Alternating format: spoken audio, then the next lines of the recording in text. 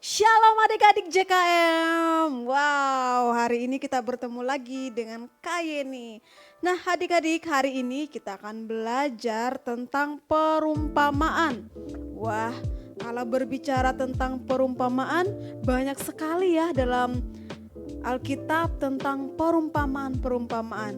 Oke adik-adik, hari ini kita akan belajar perumpamaan dari Matius 13 ayat 31 dan 32. Oke, semuanya adik-adik kelas tengah dibuka Alkitabnya dan kita baca bersama-sama ya. Kayak ini ulang lagi, Matius 13 ayat 31 sampai dengan ayatnya yang ke-32. Firman Tuhan berbunyi demikian. Yesus membentangkan suatu perumpamaan lain lagi kepada mereka.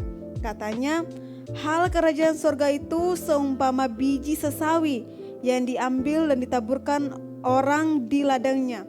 Ayat yang ke-32, memang biji itu yang paling kecil dari segala jenis benih.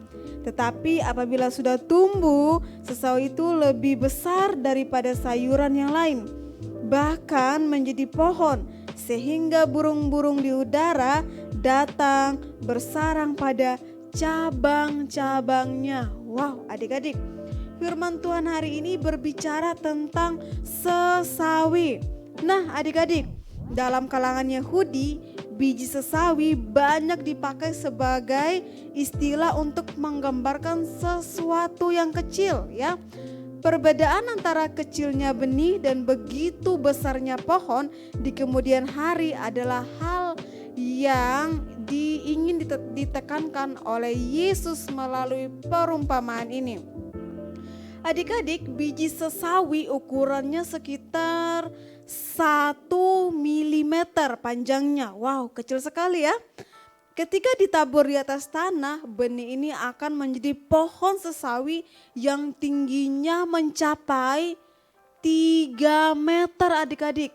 Kalau kita ubah ke milimeter sekitar 3000 milimeter. Bayangkan adik-adik, dari yang ukurannya cuma 1 milimeter, nah itu bertumbuh hingga mencapai 3000 milimeter ya. Jadi berubah hingga 3000 kali lipat.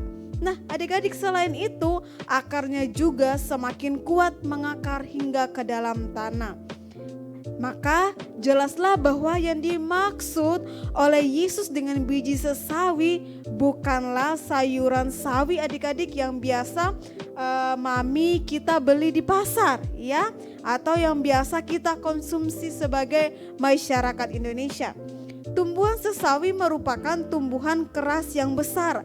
Selain besar, tumbuhan sesawi juga memiliki cabang-cabang yang rindang sehingga banyak burung yang membuat sangkar di sana. Jadi adik-adik diperhatikan ya, pohon sesawi yang ada berikut ini ya, itu adalah pohon sesawi, bukan sayuran sawi. Beda ya adik-adik ya, pohon sesawi sama sayuran sawi itu berbeda. Nah, biji sesawi ukurannya kecil tetapi bertumbuh hingga lebih besar daripada sayuran. Nah, yang lain dan akhirnya menjadi pohon. Pertumbuhan yang demikian menjadi baik adanya karena itu akan berguna bagi makhluk hidup yang lainnya. Seperti apa? Seperti burung-burung yang akan bersarang ya. Pertumbuhan yang seperti ini diharapkan oleh Allah dalam kehidupan iman kita adik-adik. Iman yang bersumber pada firman Allah diajarkan oleh Yesus di dalam pelayanannya. Sebagaimana gambaran kerajaan sorga yang dimaksud, yaitu kehidupan yang dikuasai firman Tuhan. Sayangnya adik-adik, seringkali ajaran Yesus diremehkan oleh banyak orang ya. Apabila ajarannya diterima, dihayati dan dilakukan dalam hidup setiap hari, mulai dari hal yang kecil dilakukan dengan setia, justru dapat semakin bertumbuh, mengakar dengan kuat dalam hidup kita, menjadi pohon yang kokoh, bakal menjadi berkat bagi orang lain adik-adik. Nah, apa sih yang kita lakukan hal-hal yang kecil? Apa ya kayak ini ya? Nah, misalnya di rumah, Rainbow, Gio, bahkan Gisel di rumah. Misalnya hal kecil yang bisa kita lakukan di rumah apa ya? Membantu orang tua kita. Apa yang bisa kalian lakukan? Mungkin kalian sudah bisa mencuci piring kalian sendiri. Nah, kalian kerjakan itu hal-hal kecil tapi sangat besar dampaknya. Ketika kalian lakukan dengan segenap hati kalian kerjakan dengan segenap hati kalian lakukan buat Tuhan, maka tidak ada sungut-sungut atau menenggul dalam hati. Kenapa sih? Aku lagi. Pertumbuhan yang seperti ini diharapkan oleh Allah dalam kehidupan iman kita adik-adik. Iman yang bersumber pada firman Tuhan yang diajarkan oleh siapa? Oleh Tuhan Yesus dalam pelayanannya. Sebagaimana gambaran kerajaan sorga yang dimaksud itu adalah kehidupan yang dikuasai oleh firman Tuhan. Sayangnya adik-adik, seringkali ajaran Yesus ini diremehkan oleh banyak orang.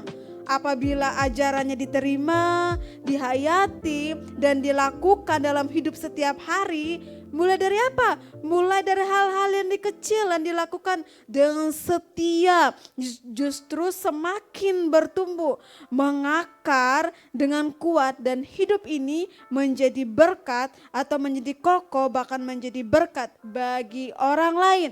Wah, hal-hal yang kecil itu seperti apa sih? Nah, adik-adik, di rumah adik-adik kita bisa melakukan hal-hal yang kecil itu. Contohnya, kita bisa membantu orang tua kita. Membantu apa ya kayak ini ya? Misalnya contoh, ketika kita disuruh untuk mencuci piring. Nah, kita lakukan dengan setia. Ketika kita mencuci piring, kita kerjakan dengan rasa takut akan Tuhan, karena kita kerjakannya buat Tuhan, bukan buat manusia. Ketika itu kita lakukan setiap hari, setiap waktu, setiap saat, itu menjadi habit kita adik-adik. Kita lakukan dengan segenap hati kita, bukan dengan bersungut-sungut atau kita dimarah-marahin dulu baru kita melakukan pekerjaan kita. Tetapi kita lakukan itu karena rasa tanggung jawab kita. Gak mungkin kan kita kalau misalnya disuruh nih ya, ayo cuci piring dulu. Cuci piringnya gak usah deh untuk semua orang. Cuci piring sendiri-sendiri dulu. Bisa gak kita lakukan?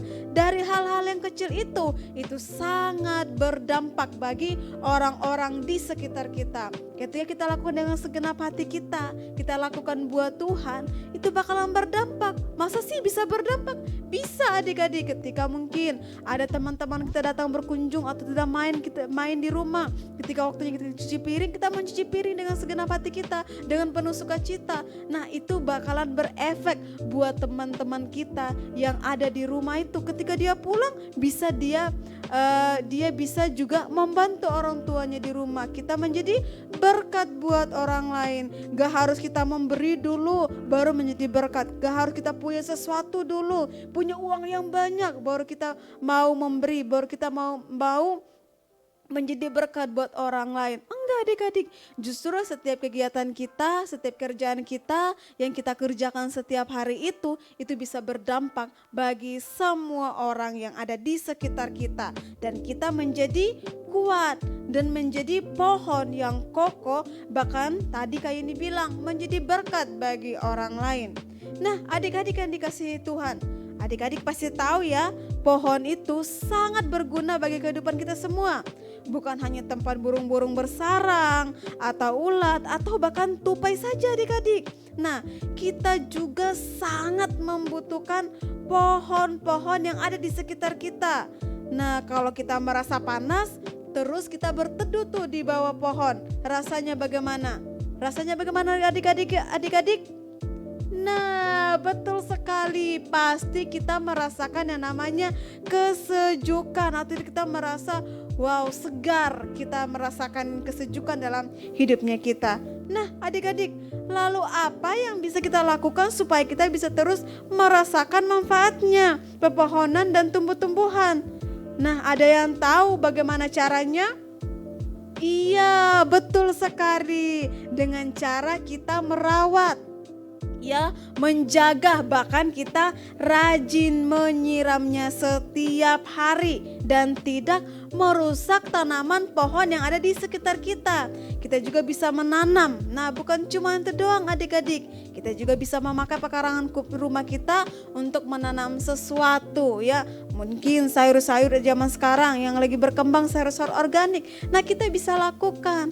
Walaupun kita, tapi kan aku gak bisa Kayen. Nah, kita bisa minta bantuan, minta tolong sama orang tua kita di rumah. Atau bahkan kalau kita punya koko, kakak di rumah, cici, kita minta tolong. Nah, hal-hal itu yang perlu kita lakukan dalam sepanjang kehidupan kita. Jadi jangan lihat pohon biji sesawi itu yang cuman seumpilan, cuman 1 milimeter.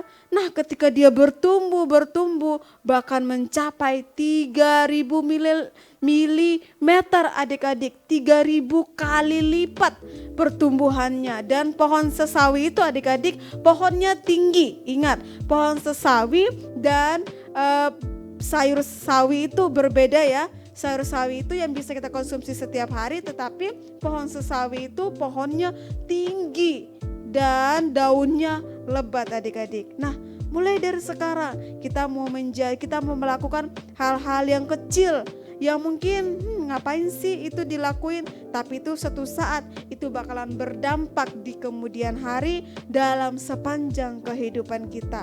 Mau gak adik-adik melakukan perkara-perkara yang kecil? Nah, kita harus bisa melakukan hal-hal yang kecil yang Tuhan percayakan kepada kita, agar Tuhan juga bisa mempercayakan kita kepada hal-hal atau perkara-perkara yang besar di sepanjang kehidupan kita adik-adik. Nah, mau gak adik-adik? Siap gak adik-adik? Ya, yang pasti siap ya. Oke, sampai di sini dulu firman Tuhan kita hari ini. Sebelumnya Kayen undang semuanya, kita mau berdoa, kita mau minta sama Tuhan. Biarkan Roh Kudus yang bekerja di sepanjang kehidupan kita. Kita mau berani melakukan perkara-perkara yang kecil atau hal-hal yang kecil di rumah mungkin, di sekolah mungkin, dan kita menjadi dampak bagi orang-orang yang ada di sekitar kita. Ayo adik-adik, lipat tangannya, tutup sebentar Alkitabnya, kita mau berdoa bersama-sama. Kita berdoa. Tuhan Yesus, terima kasih Tuhan buat firman-Mu hari ini Tuhan. Tuhan, kami mau Tuhan anak-anak-Mu dipakai melakukan mungkin hal-hal yang kecil di rumah Tuhan. Membantu orang tua dan juga teman-teman kami di sekolah. Tuhan sertai seluruh kehidupan kami. Pakai kami Tuhan, tuntun hidup kami Tuhan agar sesuai dengan kehendak-Mu Tuhan. Biarkan ketika kami melakukan pekerjaan kami Tuhan, kami lakukan dengan segenap hati kami Tuhan, tanpa bersungguh-sungguh di hadapan Engkau. Di dalam nama Tuhan Yesus kami datang, kami berseru kepada Bapa di surga. Sama-sama katakan amin. Nah, oke adik-adik, sampai jumpa lagi. Tuhan Yesus memberkati kita semua. Bye-bye.